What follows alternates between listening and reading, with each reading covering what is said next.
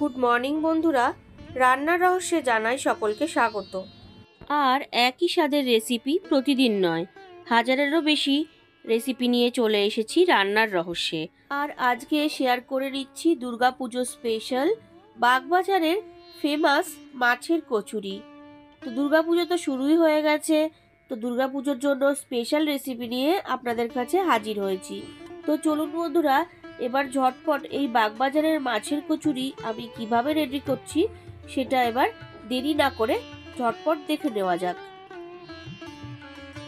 তো বন্ধুরা, এই মাছের কচুরি বানানোর জন্য আমি এখানে দু রকমের মাছ নিয়ে নিয়েছি, রুই মাছ আর চিংড়ি মাছ। আর নিয়েছি ময়দা, এখানে পেঁয়াজ কুচোনো, জিরে গুঁড়ো, ধনে গুঁড়ো, গরম মশলার গুঁড়ো, লঙ্কা গুঁড়ো, হলুদ গুঁড়ো, আদা রসুন বাটা, লঙ্কা কুচোনো, আর নিয়ে নিয়েছি ধনে পাতা। আর লাগবে লবণ আর ভাজার জন্য রাইস ব্র্যান্ড অয়েল। তো চলুন এবার ঝটপট রেসিপিটা শুরু করা যাক। সবার প্রথমে আমি ময়দাটা মেখে নেবো, তার জন্য এখানে 1.5 কাপ ময়দার মধ্যে ওই 2 টিস্পুন রাইস ব্র্যান্ড অয়েল দিয়ে দিলাম আর সামান্য একটু লবণ দিয়ে দিলাম। এবার সমস্ত কিছু ভালো করে আমি মিশিয়ে দিচ্ছি। দেখুন খুব ভালো করে কিন্তু মিশিয়ে নিয়েছি আর এরকম কিন্তু মুঠো হয়ে যাচ্ছে, তো এর থেকে বোঝা যাচ্ছে বয়ারটা খুব ঠিকঠাক দেওয়া হয়েছে। তো এবার অল্প অল্প জল দিয়ে আমি একটা ডো রেডি করে নিচ্ছি। তো ডোটা আমি রেডি করে নিয়েছি, দেখুন এইভাবে আমি 10 থেকে 15 মিনিট রেখে দেবো। এইবার আমি মাছটা রেডি করে নেবো, তার জন্য একটা পাত্রে গরম জল রেডি করে নিয়েছি, তার মধ্যে রুই মাছগুলো দিয়ে দিচ্ছি। রুই মাছগুলো দিয়ে এবার ভালো করে আমি একটু সেদ্ধ করে নেব আর সামান্য একটু লবণও দিয়ে দিলাম, দিয়ে দেখুন মিশিয়ে নিয়েছি। তো দেখুন মাছটা কিন্তু একদম সেদ্ধ হয়ে গেছে। এইবার মাছগুলোকে আমি জল থেকে তুলে নেব। এইবার মাছটাকে আমি পেস্ট করে নেবো, তার জন্য মিক্সার জারের মধ্যে চিংড়ি মাছটা নিয়ে নিয়েছি। এখানে 1 কাপ পরিমাণে চিংড়ি মাছ নিয়েছি আর রুই মাছের কাঁটাগুলো বেছে নিচ্ছি। বেছে নিয়ে মিক্সারের মধ্যে দিয়ে এবার একটা পেস্ট রেডি করে নিচ্ছি। তো ফাইনালি আমি পেস্ট রেডি করে নিয়েছি। এইবার মাছের কচুরি পুরটা রেডি করে নিচ্ছি। ফ্রাই প্যানে তেল গরম করে নিয়েছি, রাইস ব্র্যান্ড অয়েল। এবার 3টে মিডিয়াম সাইজের পেঁয়াজ ফাইনলিভাবে চপ করে নিয়েছি, দেখুন দিয়েও দিয়েছি।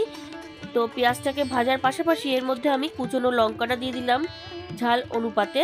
আপনারা যতটা ঝাল পছন্দ করেন সেই অনুপাতে দিয়ে দেবেন। তো দেখুন এবার সমস্ত কিছু একটুখানি ফ্রাই করে নিচ্ছি আর দিয়ে দিলাম 1 টিস্পুন আদা রসুনের পেস্ট। এইবার ভালো করে আমি একটুখানি ফ্রাই করে নেব যাতে কোনো কাঁচা গন্ধ না থাকে। তো দেখুন কাঁচা গন্ধ কিন্তু চলে গেছে।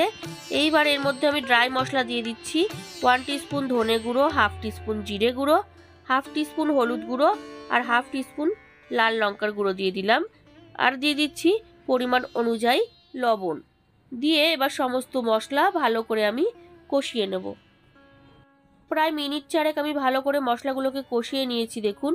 এইবার আমি এর মধ্যে দিয়ে দিচ্ছি পেস্ট করে রাখা মাছের যে মিশ্রণটা ছিল সেটা, অর্থাৎ রুই মাছ আর চিংড়ি মাছের পেস্ট দিয়ে এবার ভালো করে মশলার সঙ্গে আমি পেস্টটাকে কষিয়ে নিচ্ছি।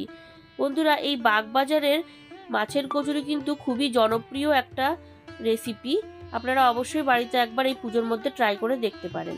তো দেখুন গরম মশলার গুঁড়োও দিয়ে দিলাম।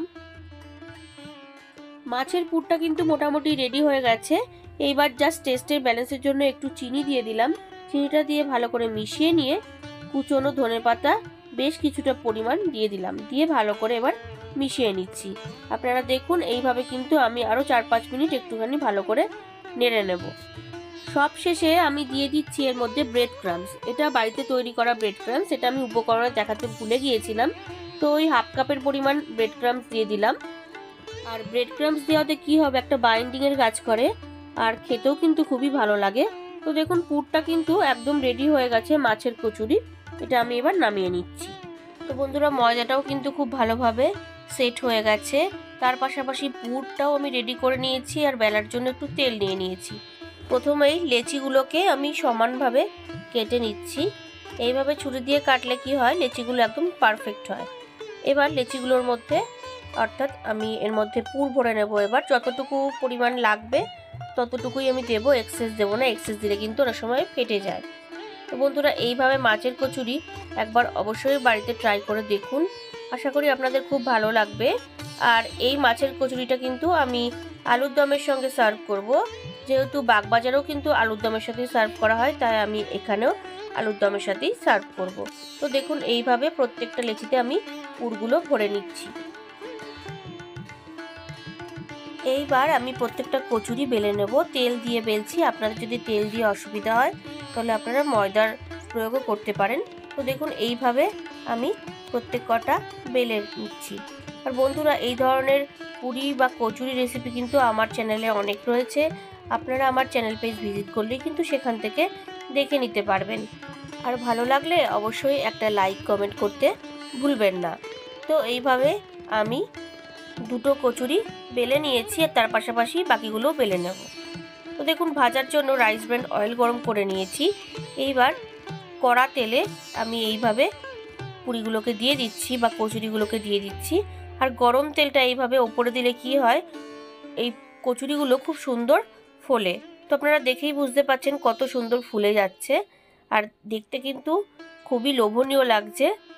আর এই ধরনের কচুরি খেতে আমাদের প্রত্যেকেরই ভালো লাগে। তো যদি এইভাবে বাড়িতে বানিয়ে নেওয়া যায় তাহলে কিন্তু আর বাজার থেকে কিনে আনতে হবে না।